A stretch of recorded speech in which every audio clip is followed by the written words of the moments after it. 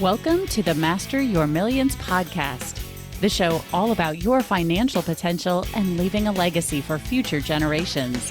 Here are your hosts, Jason and Scott Henderson.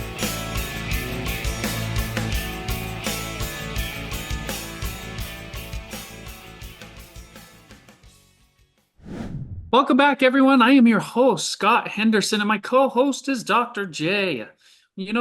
We've been talking back and forth. We've had a lot of really good speakers come on. We've had a lot of really interesting thoughts. And part of this podcast is Jason and I just kind of figuring things out. And a lot of times we have questions behind the scenes, and every so often someone gets to listen to our conversations behind the scenes. And so that sparked a thought in us. We're going to bring you behind the scenes so you can listen to how we talk and what we think. So today we're going to do a couple segments where it's just Jason and I. And kind of the thing that we've been thinking about most recently is, why are families broke? What is it about the cycle that makes it that way? And what is it about, say, some of the most wealthy families in the world that make them the way that they are? And so, Jason, just kind of kick us off. Why do you think there's a difference in the first place? Where does that trace back to? I don't know that there's a really good answer to why that is. However, there's some clues. And some of the most famous clues that you could probably look to are the Vanderbilts and the Rockefellers. Cornelius Vanderbilt died in the late 1800s, and what he left to his children was more money than what was in the United States Treasury at the time. I think about that for a minute. There was more money in that inheritance than what the United States Treasury had. That's huge. In fact, if you were to extrapolate that to today's dollars, it's it's massive, absolutely massive. However, that next generation and the generation that followed, they had no idea of what to do with the money. They spent it. They built huge, huge mansions and multiples. They started a university, Vanderbilt University, and they lived the elitist life, if you will. Yet when there was a family reunion, the third generation afterwards, at Vanderbilt University, there was not a single millionaire in the group.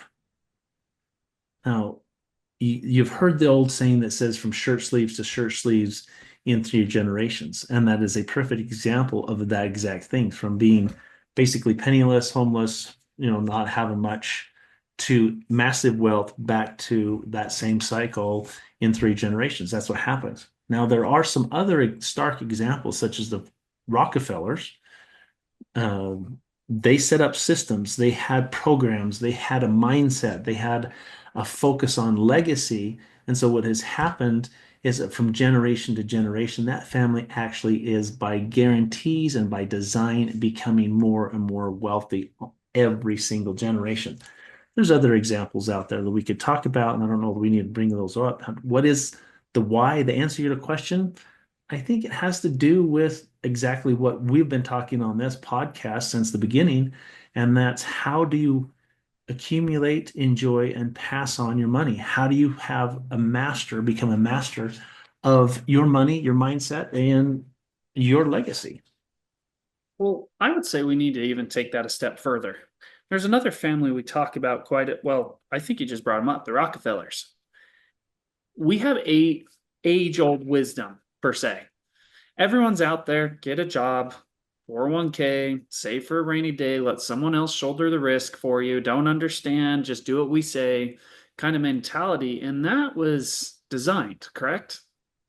Absolutely. That was in the Industrial Revolution time. There was a huge need to entice people to leave the farm and come in and work in the factories. And our whole educational system is built around that one goal, is to bring free thinking, problem solving type mentality from the farm and have them fit into a factory mindset. You do this one job, you do exactly what you're told, you show up when you're told, you leave when you're told, you eat when you're told, and you do this job over and over and over again. And how to corral or educate. I don't want to use the word break, but almost like when you break the spirit of a horse, you're able to put a bridle on them. Similar thing here is you're getting people into that system, and that's what it is. You go, and then we're taught, you go to school, you get a job, you put your money, lock your money up in a 401k, and you just sit and hope that everything works out, which in reality creates dependency, don't you think? Well, I think that's part of the initial desire inside of a human is we want security, or at least to feel like we're secure. And so I think that they play to that desire well, is we'll take care of you. Let us do it. And as has gone on, we've started to realize more and more that that's just not the best way. It's better to understand what's going on and what those risks are. So I would say, yeah, we need to get outside of the dependency on the system. Better yet, I would say we need to control the system, build our own. Um, well, I know we talked about it a couple of podcasts ago, but walk us through what your wake up call was, Jason, through this whole process, because it really came back to Grandpa, and then you had your own little journey that made things clearer for us. Well, I'm glad you bring up Grandpa, my dad, is that there's almost a generation skip between him and me. I'm considered Gen X, right? However, the whole baby boomer generation is not where my father came from. My father was born in 1918 and was actually quite a bit older going into World War II. When he first started his military service in 1939, he was 21 years old, right? And by the time he got done in 45, he was 26, right? And when he came home, it was already, he had a wife, he had a son. And so the idea of using the GI Bill and going to school, where I think schooling and schools in general really took off, you didn't have as much go to school, get a job type of mentality pre-World War II Depression era. There were those that were doing it, but yet still the vast majority of America was agrarian, right? They had a farm and they beat it out. When there was a problem and they needed to fix, they figured out how to do it. It wasn't like canned responses. And so I think you and I are beneficiaries from that generation skip, if you will, that there was a mentality there. However, dad still bought into that. That he said, okay, here he's seeing, well, this is the good thing to do. This is the good thing to do. The good thing to do is to go to school and get a job and hope that everything works out. Now, the 401k and retirement plans, those were later. Dad never had anything like that. The baby Pensions back boomers then, had right? like pensions. They started to look at pension and stuff, but then those went away. 401ks were invented just before I started going into the to work field, right? And so it was different for me. And so dad gave me that advice. He said, you need to go to school. And I felt like it's important. He did not have the opportunity to go to college. Like I said, when he came home at 26, he already had a wife, and his first son had been born right when he was leaving to go overseas while he was in Europe for almost 3 years. And, there's responsibilities. There's not a whole lot of opportunity to go to school. And so, what my grandfather did is he had had five sons that had served in the military. He wanted them to be together for a while. They'd been through, far reaches of the earth fighting in this great war, and he wanted them to be together. They wanted to have some sort of things that they could work together on. And so there was an idea. My grandfather he saw that there was um, an announcement, but I don't know if it was the Department of the Interior or what it was. There was some virgin timberland in the central part of Idaho that they were going to allow to be logged, to have, sawmill and cut down, and for all the building that was going on. There was a boom, when people came home from the war, they started wanted to have families, and we were building houses and et cetera, et cetera. Well, they put in a bid to have the rights to this timber, and it came down between my family and this big operation out of, I believe it was out of Washington. And they finally, it came before a judge, And the other side, a big corporation, made this big case is, we've got the experience, we've got the money, we've got this, and all these different things, and saying you should give this and award this to us. And the judge just looked at him and says, "Are you serious?" So on the other side of this, I have these men that have fought and bled for this country. They're decorated veterans, and you want me to give it to you versus to them? And so there was kind of a standstill. And my grandfather, bless his heart, and I don't know where it came from, he says, "Well, how about we flip for it?" And the judge looks at him and says, "Well," and looks at the other guy and says, "Well, okay," because I think they felt like they were going to lose it. And so at least they had a 50-50 chance because they felt like the judge was going to award it to us, my family. Says, "Okay." And one of them had a silver dollar and they flipped for it and we still won that. Well, that started in this whole thing of owning a business and working for himself the whole time. And that's all Dad did his whole life. Yet he did say go to school. And so that's what I did. I bought into that. I went to school, I got a bachelor's degree. And then I felt like, well, I'm going to look for a job. And I I interviewed several different places, and particularly on this one trip back to Middlebury, Connecticut, where I was eventually offered that job, I could tell that I was going to be doing one thing over and over and over again. And I was be told exactly what to do all the time. And that just did not sit with me. So I felt like that graduate school was going to be the way to go, to where I could have more autonomy, be more creative in what I wanted to do. So that's why I went ahead and got a PhD in chemistry. And then when I got done, I said, well, I should probably do a postdoc. I went to Caltech and I was there for a while. And I worked for a guy who won the Nobel Prize in chemistry a few years after I left, but he was pretty entrepreneurial himself. And there was occasionally he'd say, well, if you're so smart, why aren't you rich? And I didn't have a good answer for that. And it bothered me, right? And it's just like, yeah. And I kind of put it out of my mind. Yet when I started my first job, if you will, after school, I was up in the Bay Area. I started in the six figures. And given the rapid, I mean, this was the late 90s, right at 2000, and the dot-com bubble was going right there in Silicon Valley and everything. And I mean, people were putting in, when they would bid on a house or they put in an offer, they were never offering the asking price. They were offering 15, 20, 25, $30,000 above asking price simply to get it, for the fact that most every house that came on the market, there were multiple offers. And the sellers could just sit back and say, okay, yeah, we'll just see who'll, bid this up higher. Well, as a result, we did buy a small house. It was I think 1,450 square feet. We had two kids and we had a decent sized backyard because which we had looked for, but yet we felt like we were living paycheck to paycheck. And I was like, what am I doing? Right? And that question kept coming back to me. If you're so smart, why aren't you rich? Well, I just spent the last 5 years, if you will, going from my undergrad to postdoc, and I had become a world expert in a very, very, very small area of chemistry. And it dawned on me, well, I'm smart enough. I know how to learn.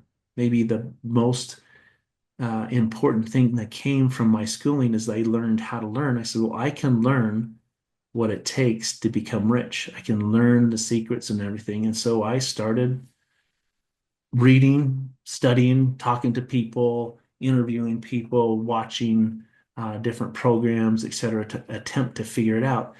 And I eventually came across the book Rich Dad Poor Dad, and it just like a ton of bricks hit me.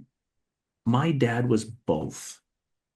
My dad was rich dad in practice and poor dad in advice, right? Because what he had been doing, it was exactly what Rich Dad was doing in that book. And it came, wait a second.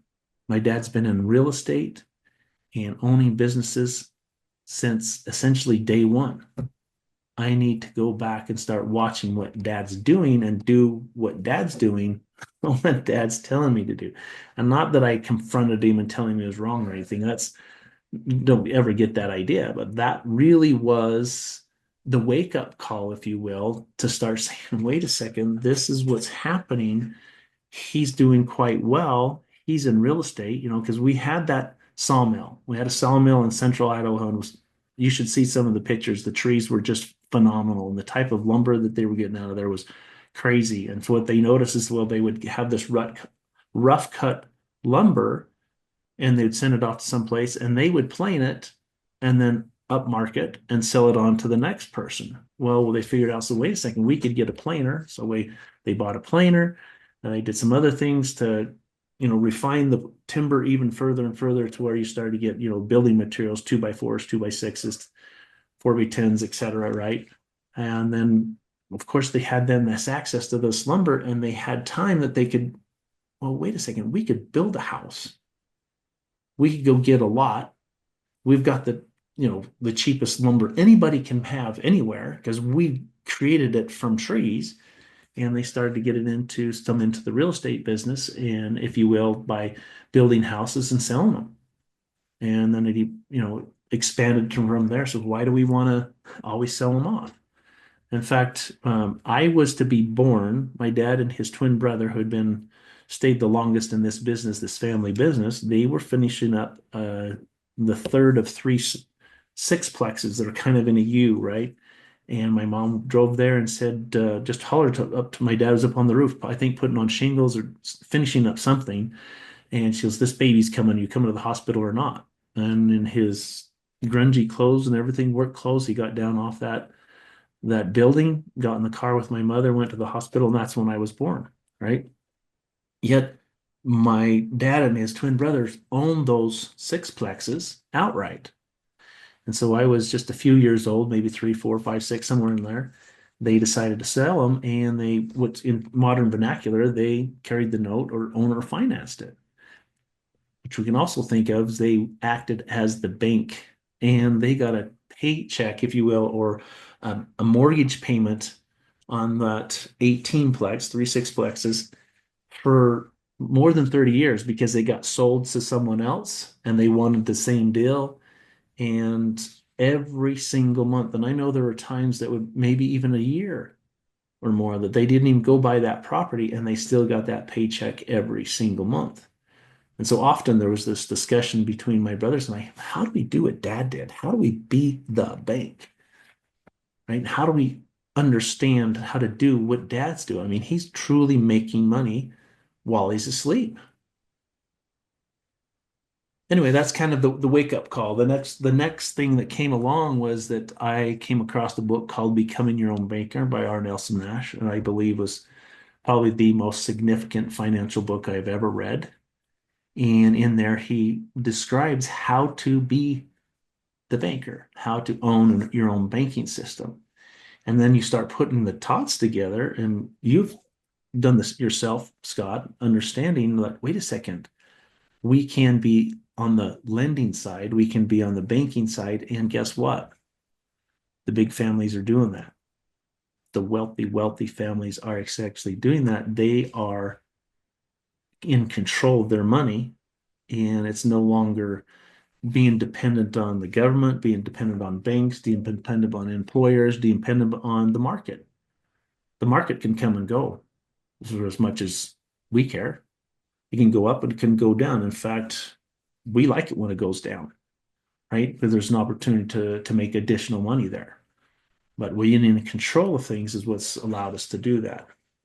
So we started to build our own system, and that's really where this podcast has come from. We're building the system. We're putting it together. We have the desire to be in that type of business on a very large scale. I don't know, Scott. Well, I've Well, I was rambled on going a to little say, bit if I there. could boil it all down to just a few things, is one, you need a system, but two, the whole reason you want a system is because you want to be as close to the water source as possible.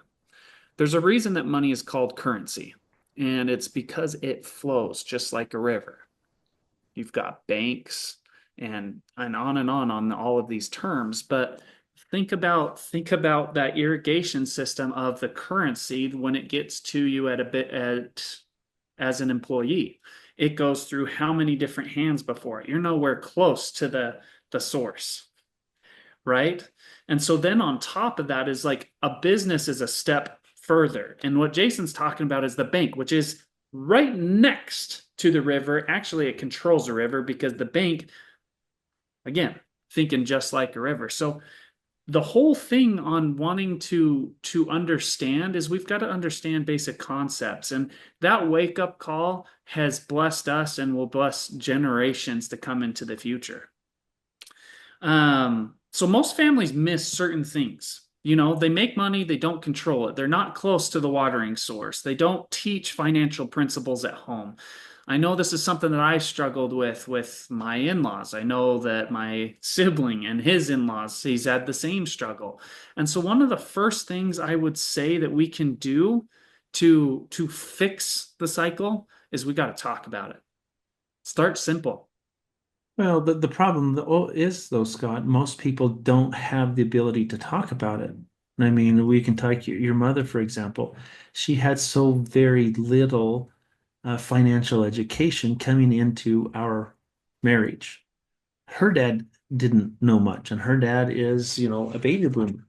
Um, that education is not found. It's not in the school systems. You're never going to get it by going to a public school.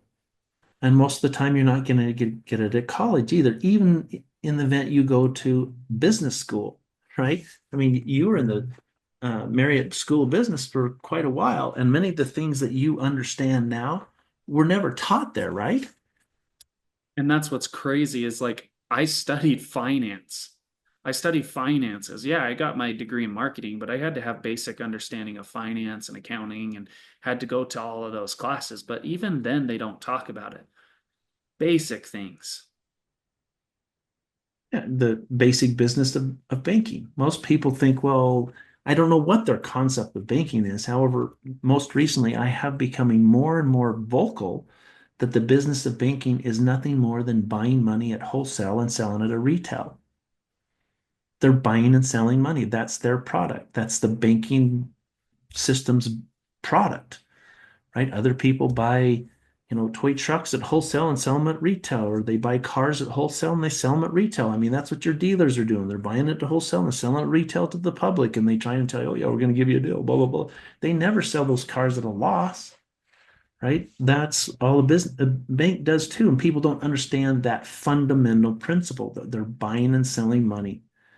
Well, how do I get in that business? How can I put myself near that source as you're talking about, right? And have money flow through me in a way that every time money flows through a bank, there's fees and things being made. Well, how do we control that? How do we come up with that system, right? So sorry, I went back a little bit because we Oh, don't that's talk about it at home. We don't. And the reason is we don't talk about it is parents don't know it either. And so there's seminal books out there. Scott, what would you say are some of the seminal books that you, in your education, whether that's things that have been forced on you by me that you need to read, or things that you've read yourself that you think that people should be aware of? Well, there's a lot of good ones. I mean, we talk about Richest Man in Babylon all the time. We talk about Rich Dad, Poor Dad. We talk about financial IQ and becoming your own banker. But then there's some more obscure ones like The Creature from Jekyll Island or Atlas Shrugged. I mean, some of those are like Atlas Shrugged. Those aren't main characters, but the principles on there are really stark. And so I would also say is to start, you've got to learn. Go get those books and just start reading and ask questions. Ask them and go figure out answers, whether you're asking chat GTP or whatever, so you can talk about it. And that would be the first step in breaking the cycle and starting the cycle for the next generation, because you need to show your kids the same thing. I mean, I was going back and forth with Donnie, who's my personal chat GTP assistant. And one of the things that he brought up is he said was with wealthy families, they don't just train accountants. they train heirs. And so you need to have this holistic view as, hey, I'm not just going to learn, I got to pass things down to the next generation. I've got to create our own cycle. That's really interesting. They create heirs as an ATIR. When he first said it, I thought it was ERRORS. But right, no, they do. There's another book is How to Make a Fortune and Make It Last for 100 Years is another book that talks about this very issue is that some sort of founding couple or founding individual makes a lot of money. Well, how does that last through the generations? Because there's the dollars and cents is not the whole thing. That's not that's not the legacy. For the fact that that's fungible, it can be divided, and that's often what happens. Mom and dad dies. Okay, this is the amount of money. This is the number of people here. So we take this amount divided by 5 children or 4 children, whatever, divided by, and each child gets this amount of money, and you go your separate ways. Well, we know that there's synergy in money as there is in other things, and if you can keep the money together and you can get better returns and it goes faster, because there is some inertia to building wealth, right? And so if you're training people, so there's intellectual property that's part of your legacy. There's human capital that's part of your legacy. I mean, that's where some of the education is having. You're training people to say, how did the original people earn the money? What were the mistakes they made? What were some, good things they did? What was their characteristics? How did they do it so that we can not make the same mistakes and we can build upon what they have done? Well, there's way more. And so, yeah, I get it. There's got to be people, you got to have discussions, and it has to be intentional. There are times when we get together as a family and we intentionally do things with the idea of teaching principles. I remember first finding out about the book Cash Flow 101, right? And at the time, I don't even know what that game costs now, right? But when I bought it, it was by far the most expensive game I had ever purchased. I mean, by far, by a factor of 5 or 6, right? Yet that game has really taught some really cool concepts to our kids. And I always get excited when one of the kids will become old enough and they'll express an interest to play the next time and watch them go through the learning process as we talk about it. And they watch, well, what's Scott doing, or what's Carter doing, or what's mom doing, how are they going about it, and how's with the intent of winning the game, but in the process they are truly learning how money works. And one of those is a key thing is money can be used more than once, right? Most people think I get a money, I spend it and it's gone forever.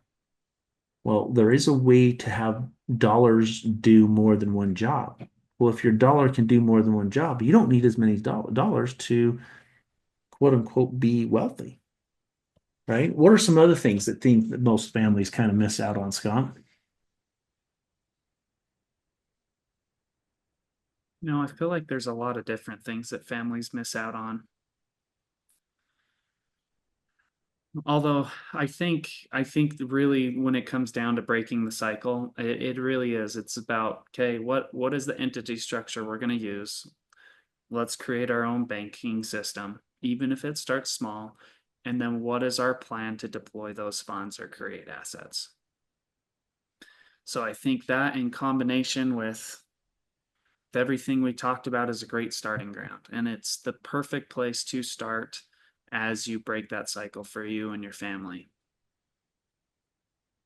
So I would just I would also say is like the cycle breaks when you take ownership. When you take ownership of your family's office, your family's funds, your family's financial system, and it all starts with your mind and your team. And that's the whole reason we're here to show you how to do both.